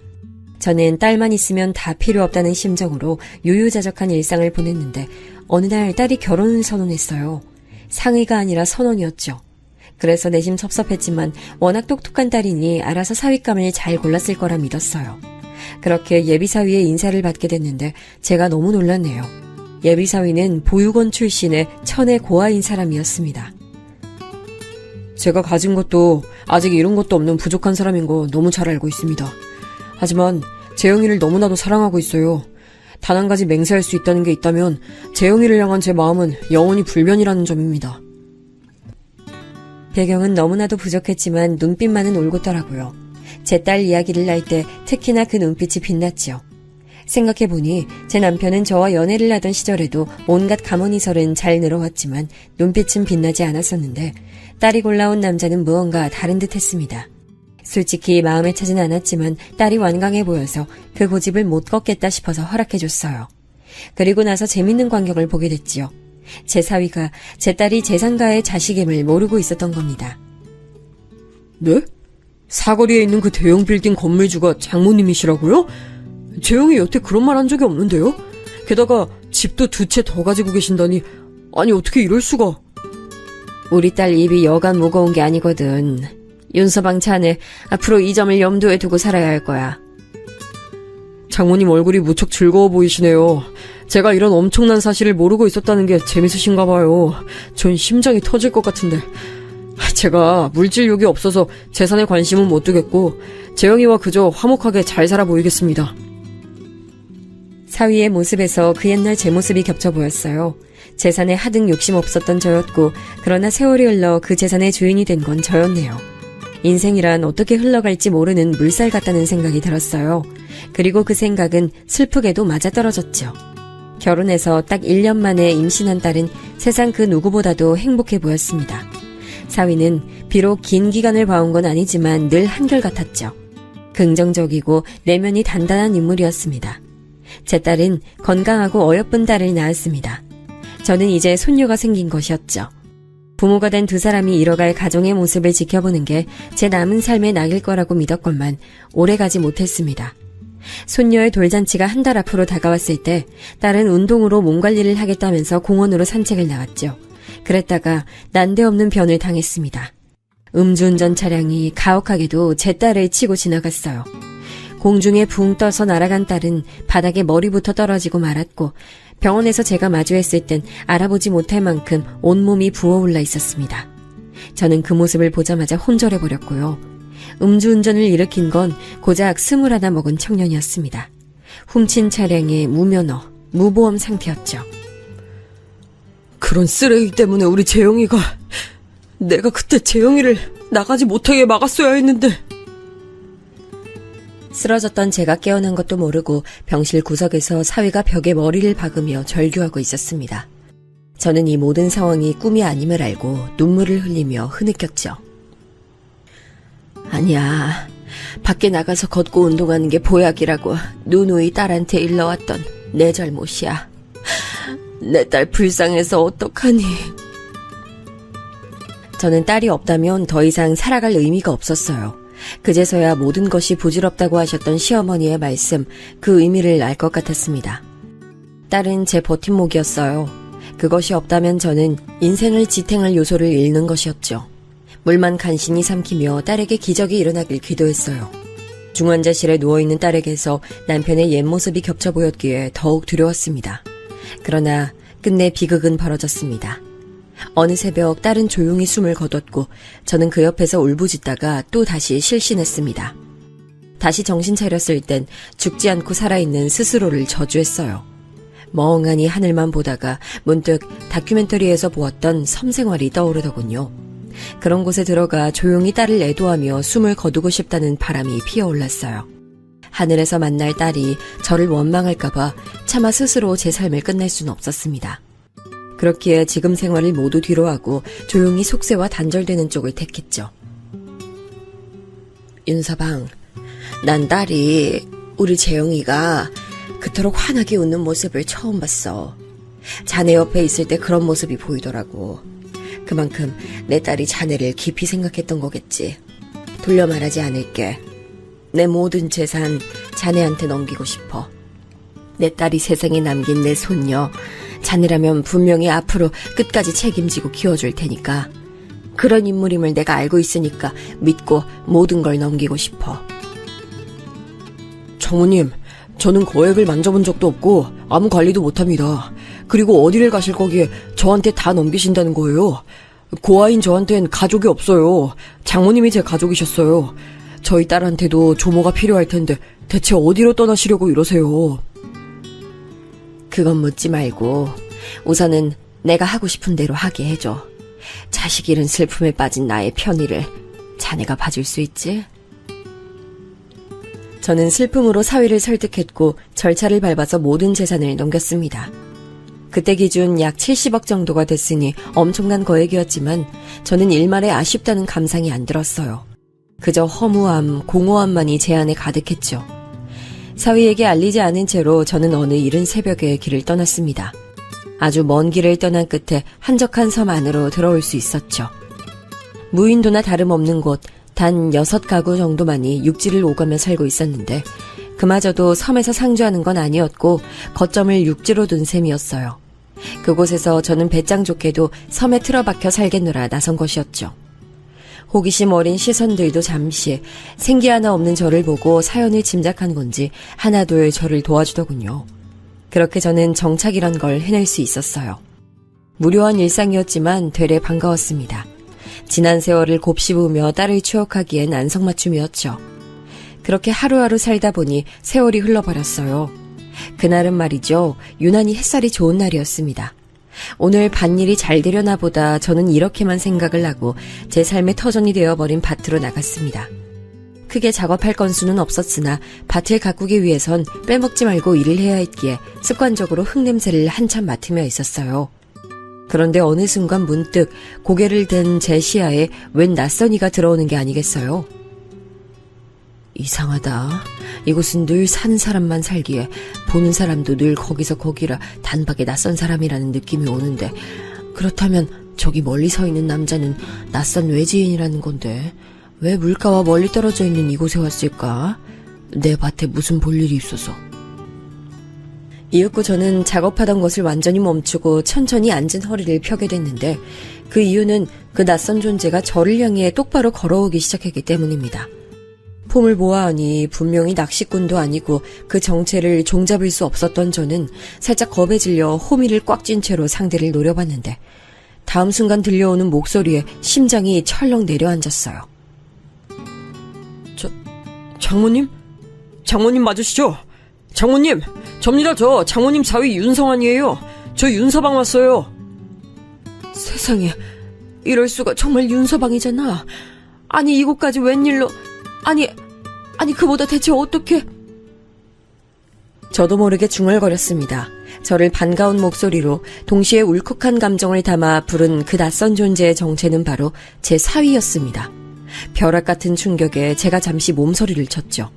이곳 외딴 섬에 들어와 사느라 세월의 흐름을 꽤 놓치고 살았으나 20여 년이 흘렀다는 것을 셈하지 못할 정도는 아니었습니다. 제 소중한 딸아이가 세상을 떠난 지 어느덧 그만한 세월이 지났으니 사위도 기억 속의 그 모습과는 달라져 있었어요. 그러나 목소리만은 정말 기억에 남아있는 음성과 똑같았습니다. 저는 이내 호미를 손에서 놓치고 말았어요. 사위에게서 옛 흔적을 찾아내자마자 세상을 떠난 제 딸이 자연스레 겹쳐 보였어요. 지금까지 흐른 세월보다 더 많은 세월이 흐른다고 해도 딸을 잃은 공허함은 결코 퇴색될 수 없었습니다. 장모님, 그건 어떻게 지내신 거예요? 계속 이런 곳에서 지내신 거예요? 제가 얼마나 장모님 걱정으로 어디 계신지 수소문하며 찾아다녔는지 아신다면 아마 깜짝 놀라실 겁니다. 왜 굳이 혼자 조용히 살겠다고 숨어든 사람을 그리도 용을 써서 찾으려고 들었어.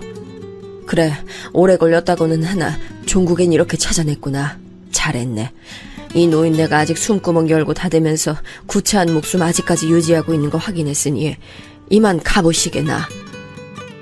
저는 사위를 똑바로 쳐다보지도 않은 채로 말을 잇고 어설픈 인사로 말을 맺자마자 황급히 걸음을 옮겼습니다. 사위가 저를 따라오는지 아는지 뒤를 돌아 확인하고 싶었지만 그럴 배짱을 부릴 수가 없더군요.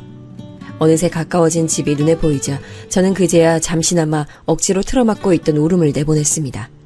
그동안 딸의 죽음에 무뎌졌다고, 그리하여 딸에게 더욱 미안하다고 그런 죄책감을 안고 살아왔건만 아니었나 봐요. 저는 결탄코 조금도 무뎌진 적이 없었던 것인지 아주 오랜만에 잠깐 사위를 마주한 것뿐이었는데도 제 영혼이 갈기갈기 찢기는 감각을 맛봤습니다. 쓰러지지 않기 위해 안간힘을 쓰며 비틀거리며 걸었네요. 사위와 팔짱을 끼고 행복하게 웃음을 짓던 결혼식장의 아름다운 신부였던 딸의 모습이 삽시간에 제 눈앞을 가리웠죠. 저는 눈물을 훔치며 집 마당 안으로 들어섰고 이내 좁은 마루에 앉아있던 사람이 저를 보자 일어나는 것에 흠칫 놀랐습니다. 누군가 제 집에 있었던 건데 역시나 이곳에서 본 적 없던 외지인이었어요. 젊디 젊은 아가씨가 멋쩍은 기색으로 저를 쳐다봤습니다. 저는 그 아가씨의 얼굴을 빤히 확인하면서 소스라쳤습니다. 이건 말도 안 돼. 재영이, 너 재영이니? 내 딸 재영이니? 재영아! 아유, 우리 재영아, 엄마 보러 왔구나. 내 딸 살아있었구나. 어디서 갑자기 그런 힘이 솟아난 건지 저는 쓰러지기 일보 직전이었던 상태였던 게 무색하게도 제 딸의 얼굴을 향해 한달음에 다가갔습니다.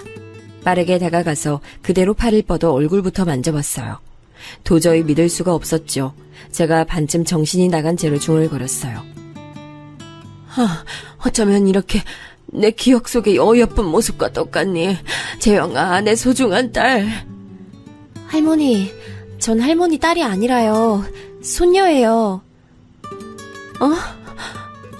너 분명히 내 딸인데 이 얼굴 내 딸 재영이 맞는데. 할머니 딸 김재영은 제 돌아가신 엄마고요. 저는 제 기억 속엔 존재하지 않지만 사진 속에선 저와 똑 닮은 모습하고 있는 엄마 딸 윤샛별이에요. 할머니가 제가 아기 때 저를 여러 차례 보신 적 있는 걸로 알아요. 조금씩 제 정신이 차분해지고 있었고 저는 제 딸과 똑 닮은 얼굴로 어루어 만지던 손을 천천히 내려놓았어요. 윤샛별, 그 독특하고도 어여쁜 이름은 세상을 떠난 제 딸이 직접 지어준 이름이었다는 사실이 불현듯 머릿속에 떠올랐습니다. 제 딸이 살아 돌아온 줄로 착각할 만큼 진하게 외탁을 난 외모였지만 차분히 들여다보니 다른 점들이 눈에 띄더군요. 저도 모르게 기운이 빠져 휘청거리고 말았는데 그런 저를 얼른 손녀가 잡아줬습니다. 바로 그때 뒤편에서 저를 향한 목소리가 들려왔죠. 장모님, 제가 다급하게 따라붙으면 혹시 놀라서 넘어지시기라도 하실까봐 천천히 따라왔습니다. 저희 딸하고 이미 인사 나누셨어요. 저희 샛별이 아주 예쁘죠? 장모님께서 아기였던 시절에만 보신 장모님 손녀예요. 크고 나니까 자기 엄마를 쏙 빼닮았어요. 공부도 잘해서 올해 서울대 들어가서 재학 중이고요. 서울대? 그렇구나. 그 갓난 아기가 벌써 다 자라서 대학교 다닐 때가 됐구나. 아유, 서울대라니. 분명 네 엄마 살아있었다면 자랑스러워서 온갖 호들갑을 다 떨었을 텐데. 네 엄마는 자기한테 공부머리 없는 걸 늘 아쉬워했을 정도로 학업에 관심 많았거든. 그게 바로 당차고 호기로웠던 내 딸이었어. 저는 다시 흐르기 시작하는 눈물을 벗삼아 손녀에게 말했습니다. 제 말에 금세 눈시울을 붉히는 모습마저 정말이지 제 딸과 놀라울 만큼 닮아 있었습니다. 딸이 낳은 귀한 생명이 이렇게 무럭무럭 자라있다는 게 격세지감을 느꼈네요. 손녀의 부축을 받으며 마루에 걸터 앉았습니다. 사위가 걱정스러운 얼굴로 다가왔는데 그러자마자 손녀가 자기 아빠의 손을 한번 꼭 붙들더라고요. 그것만으로도 부녀 사이가 돈독하다는 걸 알 수 있었어요. 사위를 바라보는 손녀의 눈빛에서 강한 신뢰가 느껴졌죠. 제 딸도 생전에 사위를 참 많이 믿었습니다.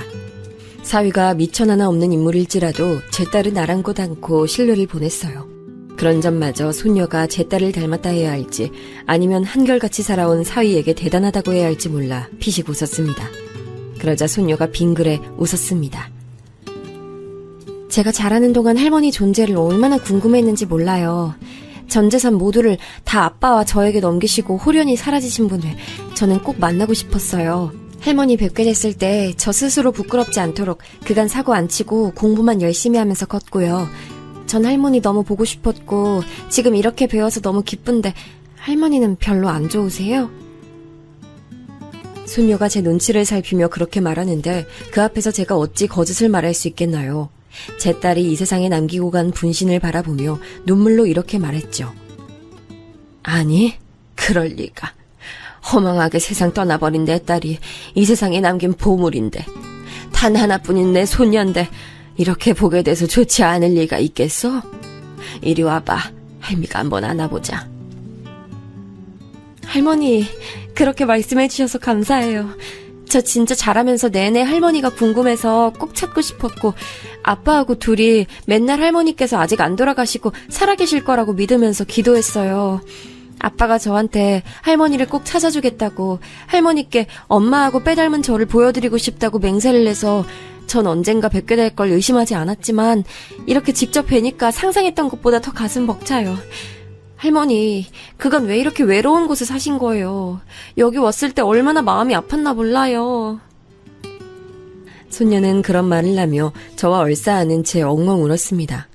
꽤나 의젓해 보였지만 우는 모습은 영락없는 아기 같더군요. 저는 손녀를 보듬어주면서 오늘따라 유난히 화창하게 보였던 하늘을 응시했어요. 하늘에 있는 딸은 오늘 제가 사위와 손녀를 만나게 될 것임을 알았나 봅니다. 그래서 제게 따스한 햇살을 내리쬐어준 모양이었어요. 그러고 보니 내 딸 재용아, 네가 세상을 떠났을 적에 너는 너를 내 목숨보다도 위하는 내가 아니라 네가 오로지 사랑 하나만 보고 결혼을 강행했을 정도로 네가 사랑했던 사위가 아니라 아직 갓난아기라서 자기 부모 얼굴도 모르고 죽음이라는 것도 알지 못하는 네 어린 자식을 마지막으로 걱정했겠구나. 젖먹이 어린 자식이 눈에 밟혀서 힘들게 숨을 거뒀겠구나. 저는 엄마로서 제 딸을 너무나도 사랑하는 입장이었음에도 제 딸이 손녀를 그렇게 위하고 아낄 것이라는 대입을 정식으로 해보지 못하고 살아온 듯 싶었어요. 제 딸은 숨을 거두는 순간에 자기 딸인 제 손녀를 떠올렸겠죠. 그 다음은 어린 자식과 남겨질 자기 남편을 염려했겠죠. 저는 왜 도망치듯 모든 것을 포기하고 나서 부질없이 세월을 흘려보낸 뒤에야 그 지당한 사실을 올곧게 마주할 수 있었던 걸까요? 저는 사위와 손녀를 마루에 앉혀놓고 감정의 갈무리가 덜 돼서 후들거리는 다리로도 용케 마실 거리를 내왔습니다. 저는 사위에게 지난 세월을 물어보지 않을 수 없었네요. 윤서방, 내가 아깐 정말 정신이 쏙 빠져서 그대로 윤서방 더 보지 않고 보내버리는 게 내 심신에 이로울 거라고 생각했어. 서운하게 여겼으면 위로를 보냄세. 근데 그간 자네 어린 딸 데리고 어찌 살았어. 혼자 키우기 힘들었을 텐데 세장가는 분명히 들었지? 아니요, 세장가 들지 않았습니다, 장모님. 저는 호라비로 사는 게 너무 익숙해질 대로 익숙해져서요. 재혼할 마음 따위 조금도 들지 않더라고요. 이 생각 앞으로도 변함없을 거예요. 뭐? 설마 지금까지 재혼 안 하고 살아왔단 말이야? 아유, 이럴 수가. 우리 손녀 이제 대학생이라 그랬지? 훌륭하게 다 키워놨으니까 윤서방 이제라도 새로운 인연 만나도 돼. 제발 부디 그러길 바래. 하늘에 있는 내 딸을 향한 의리도 그만큼 지켰으면 이제 됐어. 사실 마음속 깊은 곳에선 이제 됐다라는 건 영영 없는 거란 생각이 들었습니다. 그러나 산 사람은 살아야 한다는 말처럼 저는 사위가 자기 인생을 보다 더욱 잘 살아나가길 바랐습니다. 제 딸을 떠올리게 만드는 사위의 존재가 밭에서 마주쳤을 땐 충격으로 다가왔건만 어느새 애틋함이 느껴졌어요. 사위는 멋쩍은 미소를 한번 짓고 나더니 이렇게 말했습니다. 장모님, 다음 생이 있는진 모르겠지만 이번 생에서의 제 사랑은 이미 끝났기에 진작 마무리를 지어놓은 상태예요. 저는 재영이에게 제 모든 걸 쏟았고 그 점에 있어선 후회가 없습니다. 이 완벽한 사랑의 자리에 그 누구도 드릴 수 없습니다. 재영인 제 인생의 마지막 사랑이에요. 그렇게 말하며 사위는 슬쩍 웃었지만 눈빛은 무척 슬퍼 보였어요. 그것으로 모든 의미가 전달됐습니다. 딸이 자기 엄마하고 다르게 남자 보는 눈만은 정말 정확했나 봐요. 사위는 예전 그때처럼 여전히 성실했어요. 제게 받은 재산으로 놀고 먹을 수 있었을 텐데도 꾸준히 직장 생활을 해왔으며 돈 관리를 철저하게 해서 낭비 따위도 없이 살아왔더군요. 돈 걱정 없이 부녀가 유복하게 살고 있다는 사실을 확인받은 저는 안심돼서 고개를 끄덕이고 있는데 손녀가 간절하게 물었어요. 할머니, 이런 외딴 곳에 계셔서 너무 찾기 힘들었고 정말 이곳에서 낚시를 몇 번 즐기셨다던 어떤 분의 말 속에서 할머니 단서를 잡지 못했다면 아빠하고 저는 아직 헤매고 있었을 거예요.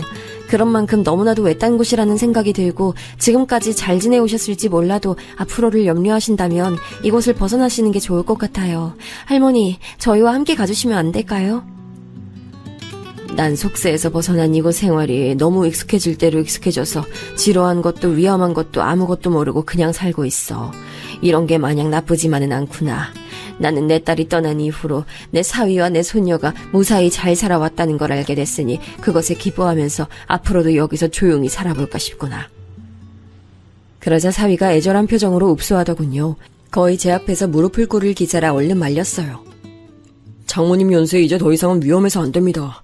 살아계신 것만으로도 만족하고 싶지만 막상 뵙고 나니까 욕심나네요. 제발 앞으로 모시며 살게 해주세요. 그렇지 않으면 하늘에서 재영이도 많이 걱정할 거예요. 사위가 치사하게도 제 딸을 들먹이더군요. 옳게 꺼내든 카드였죠. 제가 그 대목을 듣자마자 어쩔 수 없이 가슴이 일렁거렸으니까요.